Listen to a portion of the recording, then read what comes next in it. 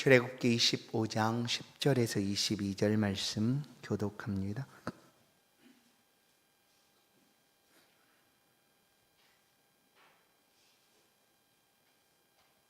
출애굽기 25장 10절에서 22절 말씀 한 절씩 교독합니다.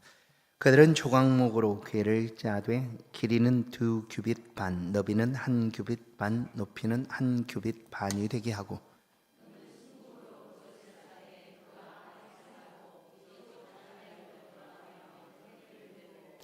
금고리 넷을 부어 만들어 그 네 발에 달되 이쪽에 2고리 저쪽에 2고리를 달며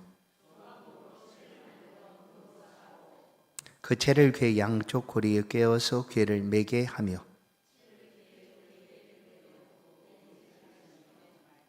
내가 내게 줄 증거판을 궤 속에 둘지며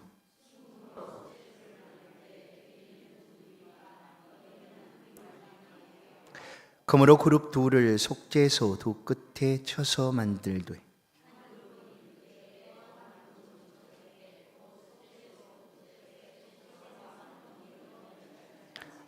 그룹들은 그 날개를 높이 펴서 그 날개로 속죄소를 덮으며 그 얼굴을 서로 대하여 속죄소를 향하게 하고 함께 읽습니다. 거기서 내가 너와 만나고 속죄소 위 곧 증거궤 위에 있는 두 그룹 사이에서 내가 이스라엘 자손을 위하여 내게 명령할 모든 일을 내게 이르리라. 아멘. 증거궤의 의미라는 제목으로 말씀을 함께 상고하겠습니다. 출애굽기 25장부터 40장까지 출애굽기 마지막 장까지는 하나님께서 모세를 통하여 만들게 하신 성막에 관한 여러 가지 부분들을 담고 있습니다. 성막은 성전이 생기기 전에 하나님을 예배하는 장소로 하나님께서 만들게 하신 천막입니다. 천막이죠. 광야에서 이곳에서 하나님을 예배하라라고 하나님이 만들게 하신 그런 천막, 그것이 바로 곧 성막이었습니다.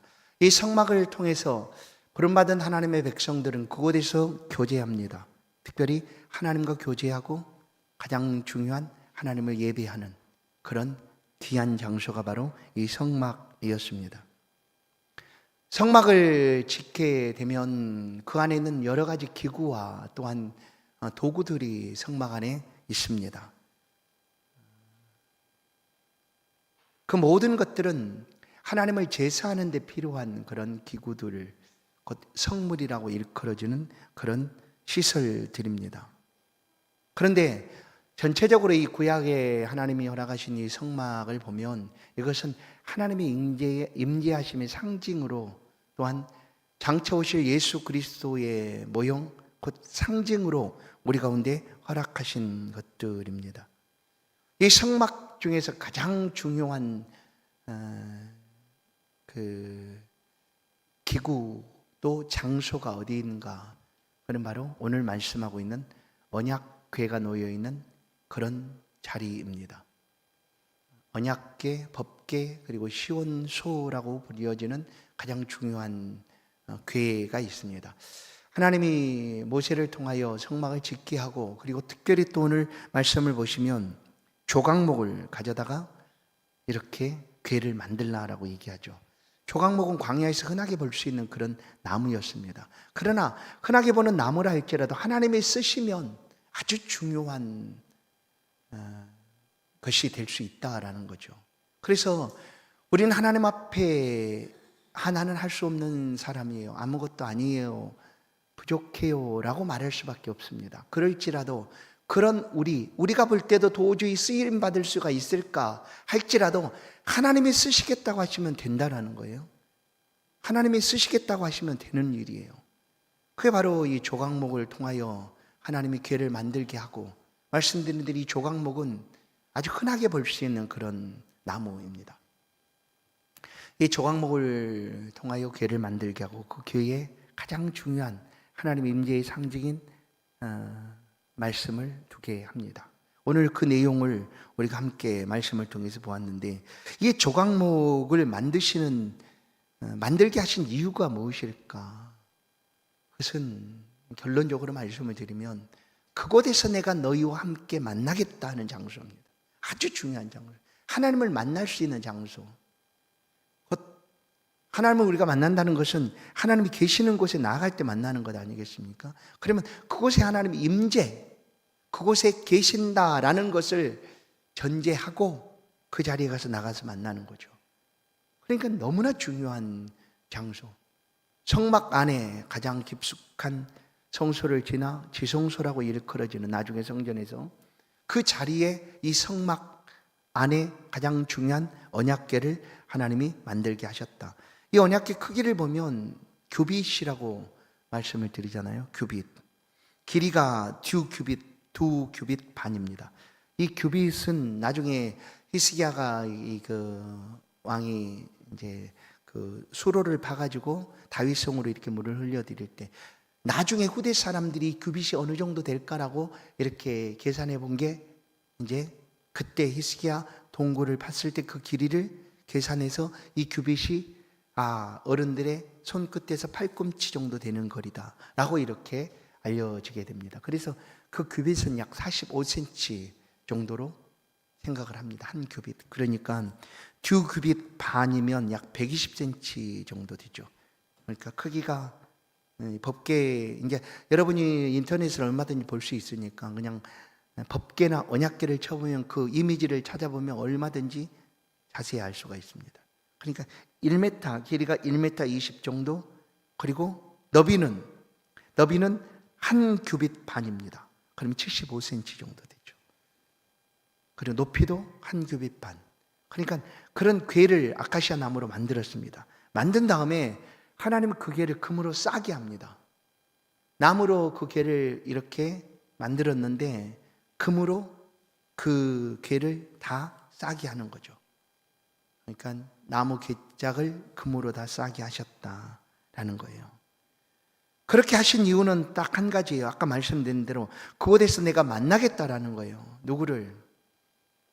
그렇게 만든 그 법궤, 언약궤가 있는 그 자리에서 내가 모세를 만나겠고 모세는 내 말을 너에게 전하게 될 것이다 하는 것이 바로 하나님의 말씀이었습니다. 이 법궤는 시온소라고도 불려집니다. 시온소. 하나님의 임재의 장소. 이 소라는 표현은 장소를 가리키는데 나중에 이제 법궤 위에 올려져 있는 오늘 본문에서 나오는 속죄소가 있지 않습니까? 그러니까 잘 보세요. 법궤, 언약궤는 가로 120cm, 세로 75cm, 높이 75cm. 그런데 그 위가 뻥 뚫려 있는 거예요. 그냥 이렇게 그 위에가 뚜껑이 없는 그런 궤를 만들도록 한 거예요. 그런데 그 법궤를 닫는 뚜껑이 뭐냐? 이제 오늘 본문에도 있지만 그게 바로 속죄소입니다. 속죄소. 그러니까 법궤를 닫는 뚜껑이 속죄소다. 속죄라는 건 뭡니까? 우리가 죄 사함을 받았다. 우리의 죄가 사함을 받았다. 근데 소는 장소를 가리키니까 죄 사함을 받는 장소. 그래서 이 언약궤가 놓여 있는 그 시온소가 가장 중요한 장소가 됩니다. 성막에서도 마찬가지고 나중에 이제 성전을 만들 때 솔로몬 성전 그리고 스룹바벨 성전, 헤롯 성전이 만들어질 때 가장 중요하게 여겨진 그 지성소 안에 성소에서 또 가장 깊숙한 곳 지성소 안에 바로 이 언약궤를 두는 자리를 만들어 두었다라는 거예요. 그리고 또 한 가지 이 조각목으로 궤를 만들고 그것을 금으로 쌌습니다. 그런 다음에 금으로 싸고 나서 이제 이렇게 궤가 됐으니까 궤 앞뒤로, 그러니까 여기서 보면 앞뒤 옆면이죠. 옆면에 고리를 만들라고 얘기하죠. 고리 두 개를 이쪽에 두 개, 저쪽에 두 개를 만들라. 이 고리의 역할은 뭐냐면 그냥 고리에 끼워서 막대죠. 막대 그것을 끼워서 이제 사용할 수 있도록 고리를 만들라고 그래. 그 채라고 얘기한 채. 근데 이 채도 마찬가지로 완전히 금으로만 하는 게 아니라 금으로 하면 얼마나 무겁겠습니까? 그리고 금으로만 하면 이게 휘어질 것 아니에요.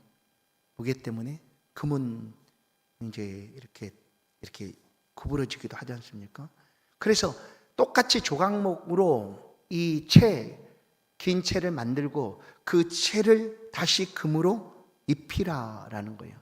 금으로 그 채를, 나무로 만든 채를 입혀라. 그런 다음에 중요한 말씀을 합니다. 아주 중요한 말씀이 뭐냐면, 궤를 만든 그 채를, 그 고리, 두 고리, 양쪽 고리에 궤에 채를 꽂아 두라는 거예요. 그러니까 두 개의 채를 꽂아 두고 그대로 두라라는 말씀이 아주 중요합니다. 그대로 두라.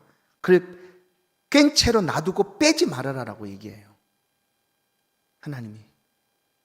그러면 이 채의 역할은 뭐냐면, 그 가장 중요한 법궤를 운반할 때 사용하는 그 일이죠. 운반할 때. 이게 왜 중요하냐면, 이스라엘 백성들은 광야에서 무슨 나침판이 그 당시에 없었죠. 당연히 방향을 보고 간 것이 전혀 아니었어요. 그들이 움직이거나 이동할 때에는 그들의 뜻을 따라서 이제 우리가 다른 곳으로 좀 가봅시다, 모세를 통해서 지도자 모세와 함께 그렇게 간 것이 절대 아니었어요. 그 광야에서 그들이 유일하게 바라보았던 것은 하나님의 말씀이었습니다. 그래서 어느 광야 40년 동안을 광야를 지내면서 그 광야를 떠돌면서 그들이 매일매일 가장 중요하게 이었던 것은 하나님의 말씀이었다는 거예요.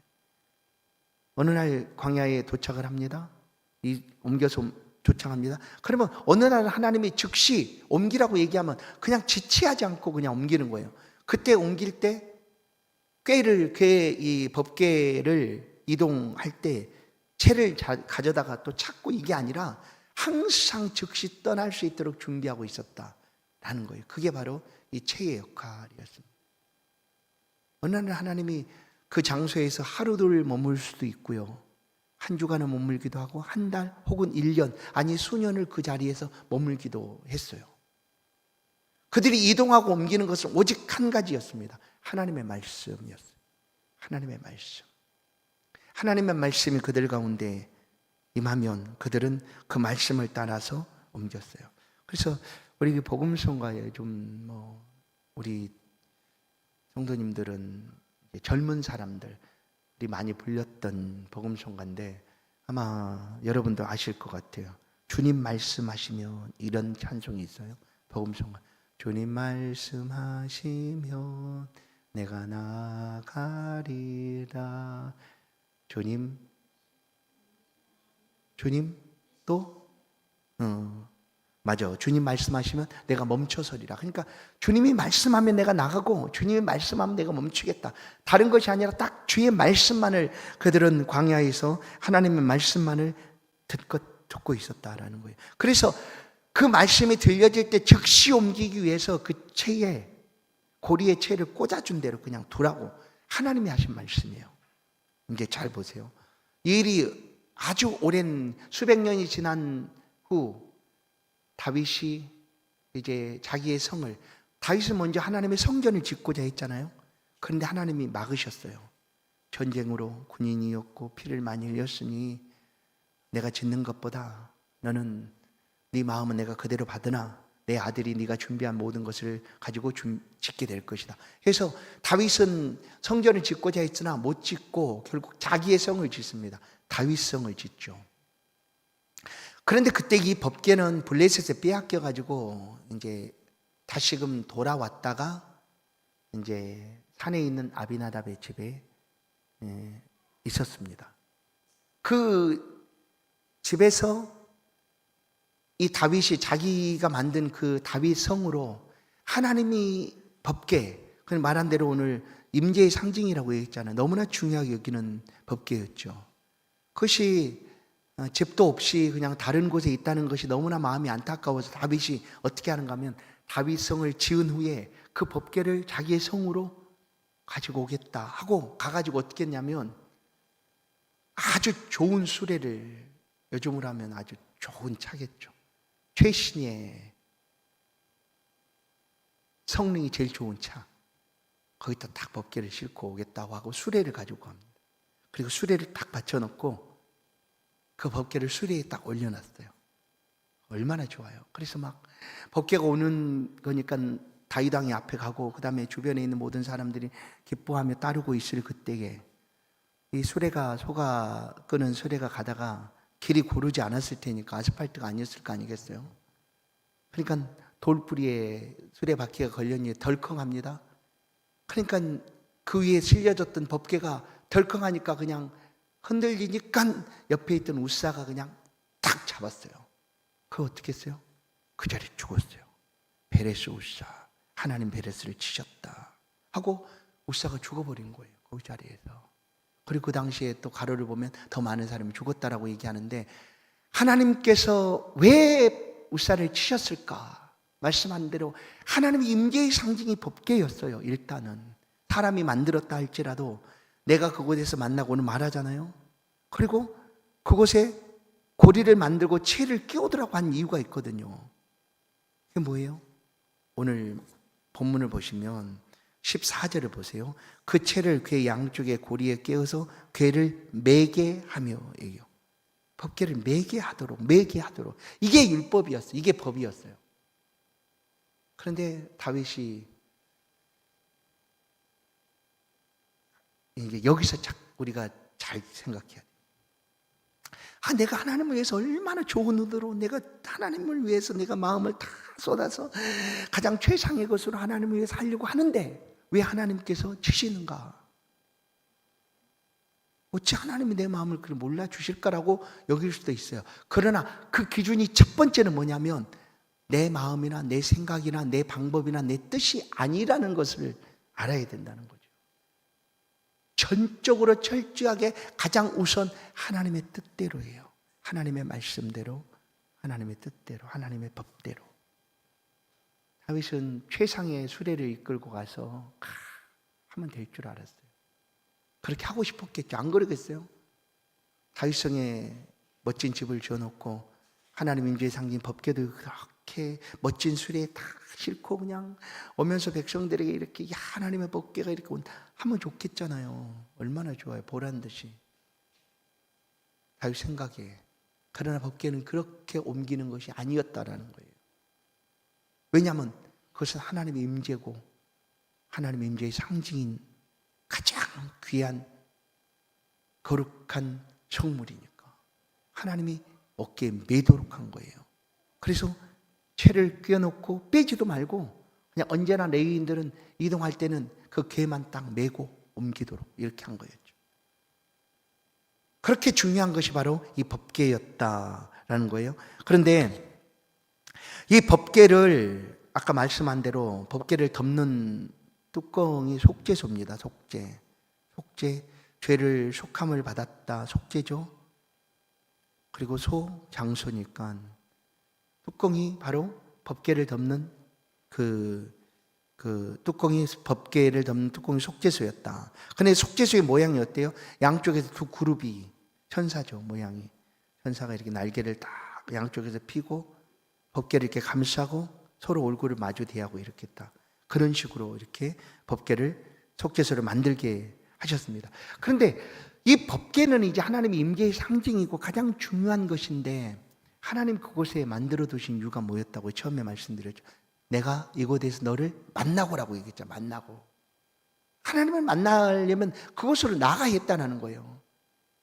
그런데 평상시에 이스라엘 백성들이 하나님을 만나기 위해서 나아가기 위해서는 어떤 일을 행해야 되는가 하면 죄사함을 받는 제사를 그들이 지내고 하나님 앞에 나가야 했어요. 죄를 속함받는 제사를 피를 흘리고 그 피를 가지고 하나님 앞에 나가야 했어요. 그러면 일반적인 이스라엘 백성들 개개인이 아니라 전체 온 이스라엘이 하나님 앞에 나아가게 될 때는 어떻게 했는가?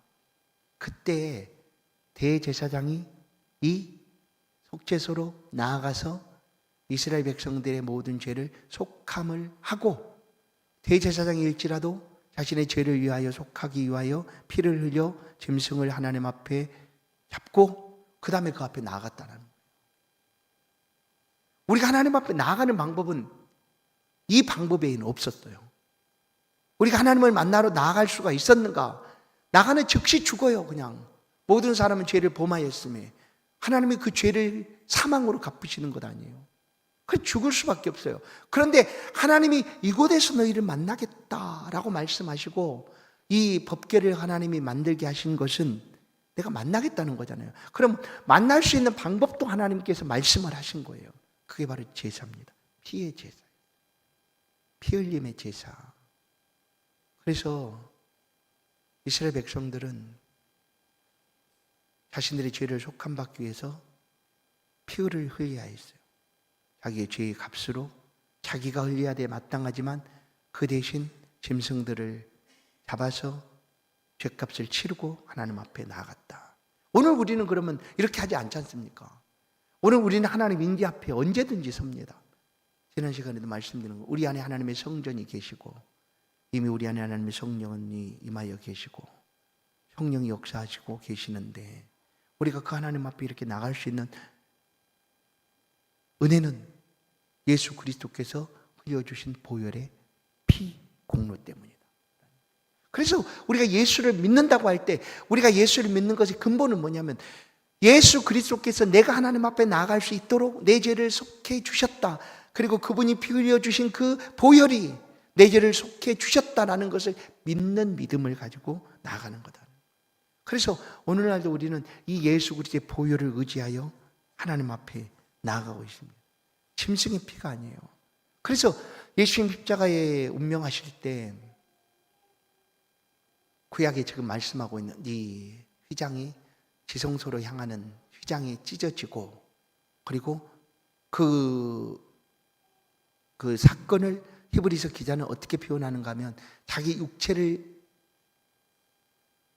우리를 위하여 육체를 찢으시고 그 육체를 통하여 하나님 앞에 나아갈 길을 그리스도께서 열어두신 것이다 라고 그 사건, 십자가 사건을 히브리서에서는 이렇게 해석을 하고 있다는 거예요. 그래서 우리는 오늘날 예수 그리스도를 의지하여 하나님 앞에 나아갑니다. 지금도 마찬가지예요. 그리스도의 대속의 은혜 때문에 우리가 하나님을 만나지 그러지 않으면 우리 만날 수가 없어요. 우리가 하나님을 만나서 하나님의 은혜를 구하고 또한 하나님의 은혜 안에 삶을 살아가는 것은 그리스도께서 흘려주신 그 보혈의 피공로를 인합니다. 대속의 은혜. 그래서 우리가 나갈 때마다 이것을 잊어서는 안 된다는 거예요. 우리는 이 행위들을 하지 않아요. 짐승을 잡거나 이럴 필요도 없어요. 그러나 여전히 우리가 하나님 앞에 설 때에는 나아갈 때는 이 대속의 은혜를 기억하고 감사함으로 하나님 앞에 나아가라. 그래서 감사함으로 그 문에 들어가며 찬송함으로 그 긍정에 들어가서예요. 그러니까 우리가 하나님 앞에 설 때는 감사 외에 뭐 다른 것을 우리가 따질 게 없어요. 감사예요. 그냥 감사. 그리고 이제 하나님이 이 법궤라는 것이 임재의 상징이라고 얘기했는데 왜 그런가를 말씀합니다. 이 법궤를 하나님 만들게 하시고 16절을 보시면 내가 내게 줄 증거판을 궤 속에 둘지라라고 얘기해요. 내가 내게 줄 증거판. 이게 뭐예요? 시내산에서 하나님이 직접 쓰셨던 증거판이 있죠. 십계명. 물론 그것을 모세가 그냥 집어던져서 깨뜨려 버리고 다시 올라가서 받았지만 그 증거판, 곧 하나님이 기록하신 말씀이죠. 뭐예요? 말씀이에요. 말씀. 말씀이라는 거예요. 그 법궤 안에 이 말씀을 두라는 거예요. 말씀. 물론 나중에 법궤 안에 들을 것이 세 가지가 있지 않습니까? 아론의 쌍난 지팡이, 하나님이 선택한 아론, 그리고 그 지팡이, 싹이 났던 지팡이, 그리고 법궤를 만나를 담은 항아리, 만나를 담은 만나 항아리. 그것을 이렇게 세 가지를 그렇게 두라고 했는데 오늘 이 법궤 안에 하나님의 임재의 상징으로 하나님 말씀하고 있는 것은 하나님의 말씀이 그곳에 있기 때문이다라는 거예요. 보세요. 요한복음 1장 1절을 우리 가운데 말씀하고 있습니다. 태초에 말씀이 계시니라 이 말씀이 하나님과 함께 계셨으니 이 말씀은 곧 하나님이시다. 요한복음 1장 14절 말씀이 육신이 되어 우리 가운데 거하시네. 우리가 그의 영광을 보니 아버지의 독생자의 영광이요 은혜와 진리가 충만하더라. 예수 그리스도죠.